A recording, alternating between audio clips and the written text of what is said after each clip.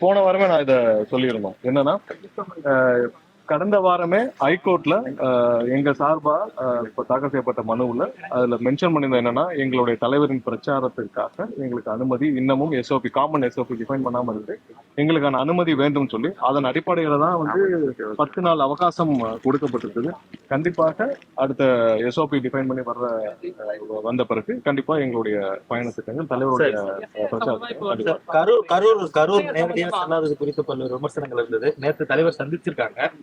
எதுக்காக செல்லல இந்த மாதிரியான ஏன் இந்த கரூர் செல்லல இல்ல நம்ம வந்து அஹ், அஹ், எல்லா கட்டத்திலும் நீங்க பாத்திருக்கீங்க. ஒவ்வொரு இடத்துலயும் அஹ், எங்களுக்கான என்னென்ன தடைகள் என்னென்ன பிரச்சனைகள் இருக்குன்னு நீங்க எல்லாருக்கும் தெரியும்.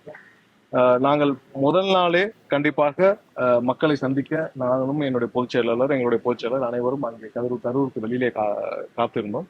ஆனால் அதற்கான அனுமதி எங்களுக்கு கரூர் ஊருக்குள்ள செல்ல அனுமதிக்கப்படவில்லை.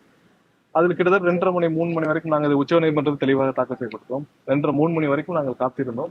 அதற்கு பின்னர் எங்களுக்கு வந்த தகவலின் அடிப்படையில் அனைத்து ரோடுகளும் தடை செய்யப்பட்டது. உள்ளே யாரும் அவ்வளவு சீக்கிரம் போக முடியாது.